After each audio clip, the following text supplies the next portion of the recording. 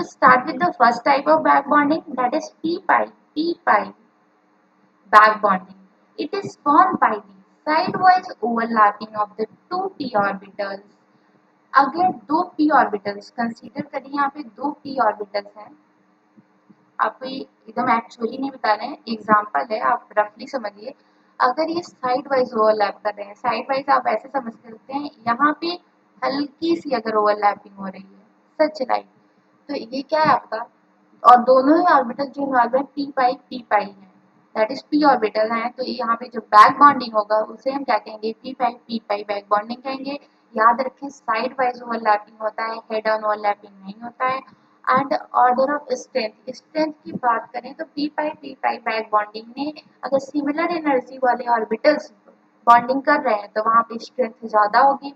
अगर दोनों ऑर्बिटल्स जो आपकी ओवरलैप कर रहे हैं उनमें एनर्जी डिफरेंस ज़्यादा है या फिर साइज दोनों की बहुत ज़्यादा वैरी करती है, तो वहाँ पे बैक बॉन्डिंग की स्ट्रेंथ लो हो जाएगी। आप यहाँ पे देख सकते हैं टू पी दोनों की एनर्जी कॉमन, साइज कॉमन, तो यहाँ पे बैक बॉन्डिंग की स्ट्रेंथ हाई, बॉन्ड एनर्जी भी यहाँ पे हाई होगा। As compare to two p three p, यहाँ पे एनर्जी डिफरेंस बढ़ गया एंड एज वेल एज यहाँ पे और ज़्यादा साइज एंड एनर्जी डिफरेंस बढ़ गया। तो आप यहाँ पे ऑर्डर देख सकते हैं, इस साइड से इस साइड अगर आप मूव करें, that is left to right side अगर आप मूव करते हैं इस एग्जाम्पल में, तो यहाँ पे बैक बॉन्डिंग की जो स्ट्रेंथ है, ऑर्डर ऑफ स्ट्रेंथ, वो डिक्रीज कर रहा है। टू पी में जो बैक बॉन्डिंग है उसकी स्ट्रेंथ हायर है as compare to two P four P की।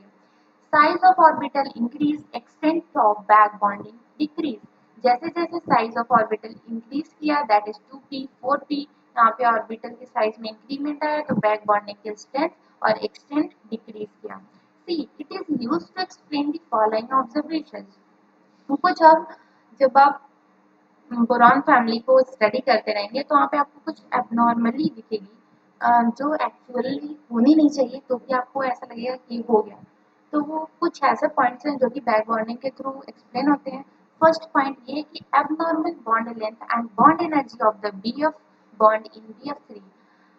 एबनॉर्मल बॉन्ड लेंथ अगर आप ध्यान दें तो बी एफ जो बॉन्ड लेंथ होता है और बॉन्ड एनर्जी होता है वो एबनॉर्मल है। दैट मीन्स आपकी एक्सपेक्टेशंस भी, दैट आप जितना कैलकुलेट कर सकते हैं, जितनी होनी चाहिए आपकी एक्सपेक्टेशन से उससे अलग होता है, उससे स्ट्रॉन्ग या फिर उससे ज़्यादा होता है। बॉन्ड एनर्जी ज़्यादा होता है बी एफ का बी एफ थ्री में एंड बॉन्ड लेंथ कम होता है। आप कह सकते हैं क्योंकि बी एफ थ्री में हो क्या रहा है, बैक बॉन्डिंग हो रहा है। बैक बॉन्डिंग से जो स्ट्रेंथ है बैक बॉन्डिंग का वो इंक्रीज हो जा रहा है। जब स्ट्रेंथ इंक्रीज हो जा रहा है तो बॉन्ड एनर्जी इंक्रीज हो जा रहा है और बॉन्ड एनर्जी इंक्रीज कर रहा है जिसकी वजह से बॉन्ड लेंथ डिक्रीज हो जा रहा है। सेकेंड एबनॉर्मली या फिर जो कि एक्सप्लेन होता है बैक बॉन्डिंग से वो ये है कि Lewis acids order of boron and beryllium halide. अगर आपको boron halides and beryllium halides के कंपाउंड में लेवी-सेसिस कैरेक्टर्स को के ऑर्डर्स को डिफाइन करना होगा तो आप बैक बॉन्डिंग्स के थ्रू एक्सप्लेन कर सकते हैं उसको। एग्जांपल लेते हैं boron fluoride, boron bromide, boron iodide. इसमें अगर आप ऑर्डर की बात करें तो जो बैक बॉन्डिंग BF3 में स्ट्रॉन्ग होता है as compare to BCl3, as compare to BBr3, as compare to BI3। Extent of back bonding इस साइड डिक्रीज हो रहा है, क्योंकि यहाँ पे जो बैक बॉन्डिंग है उसका एक्सटेंट डिक्रीज हो रहा है जिसकी वजह से बॉन्ड एनर्जी इंक्रीज हो जा रहा है। एंड याद एक चीज से आप ऐसे समझिए, BF3 लेविस एसिड का मतलब क्या होता है कि इस बोरॉन के पास जो वैकेंट ऑर्बिटल है उसमें अगर कोई और लेविस बेस लाइक अमोनिया अपने इलेक्ट्रॉन्स को फिल कर दे, अगर बट आपको ये पता होगा कि BF3 में क्या हो रहा है, बैक बॉन्डिंग, फ्लोरीन ऑलरेडी इसके ऑर्बिटल में इलेक्ट्रॉन डाल चुका है, तो जो लेविस बेस होगा उसके इलेक्ट्रॉन्स ये BF3 नहीं लेना पसंद करेंगे। That means BF3 Lewis acid strength उसकी कम है, that is not a good Lewis acid as compare to BI3। Boron fluoride, chloride, bromide, iodide अगर आप ऐसे मूव करते हैं तो यहाँ पे जो लेविस एसिड स्ट्रेंथ है वो इंक्रीज करेगा। क्योंकि बैक बॉन्डिंग का स्ट्रेंथ जो है डिक्रीज कर रहा है। सिमिलर आप बेरिलियम क्लोराइड, ब्रोमाइड, आयोडाइड से कंपेयर कर सकते हैं। डाउन अगर आप जाएंगे दैट इज बेरिलियम फ्लोराइड से बेरिलियम आयोडाइड की तरफ अगर आप मूव करते हैं तो extent of back bonding decrease हो रहा है, जिसकी वजह से लेविस एसिड स्ट्रेंथ इंक्रीज हो रहा है।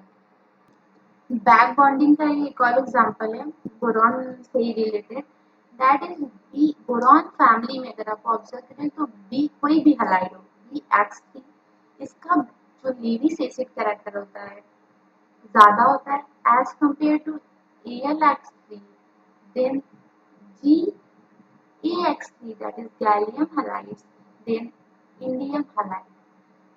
यहाँ पे एक चीज ध्यान रखने की, आप यूजर सोचते हैं कि जो BX3 होता है वो ज्यादा अच्छा क्या हो रहा है, वहाँ पे बैक बॉन्डिंग बहुत अच्छी हो रही है, दैट मीन्स वहाँ पे लेविस एसिड कैरेक्टर कम होगा। बट ऐसा नहीं है, जो बोरॉन फैमिली में अगर आप देखें, फैमिली में बोल रही हूँ, ये नहीं बोरॉन फ्लोराइड ये नहीं कह रही हूँ मैं बोल रही हूँ family, that is BX3, AlX3, GH3, INX3।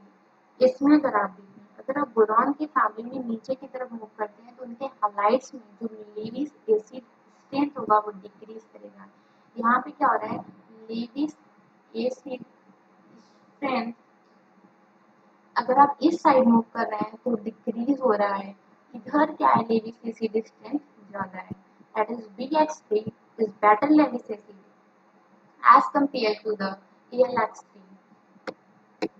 NCERT के कुछ और पॉइंट हैं P5 बैक बॉन्डिंग से related, that is the hybridisation.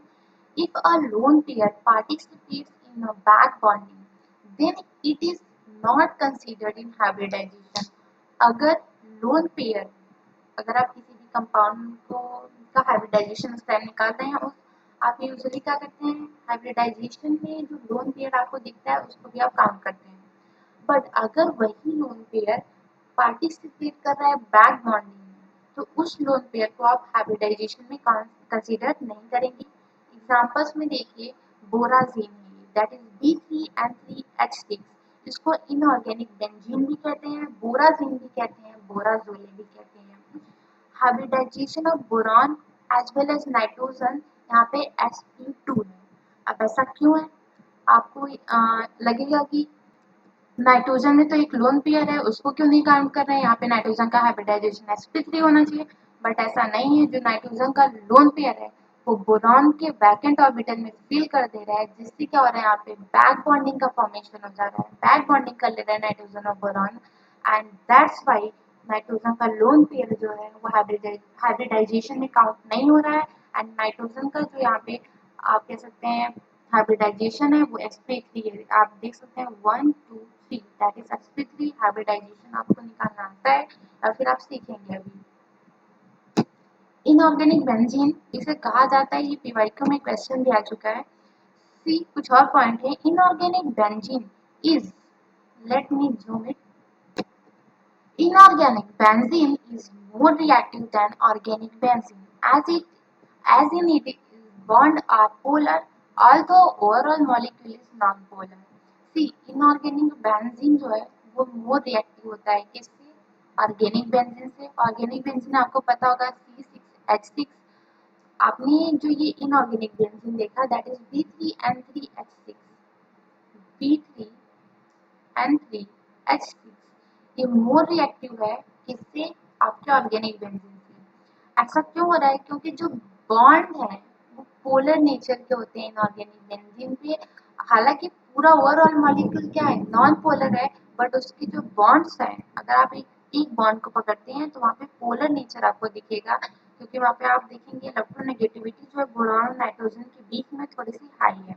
So that's why inorganic benzene is more reactive than organic benzene। If back bonding is present in a molecule, then the tendency to form dimer or polymer decreases।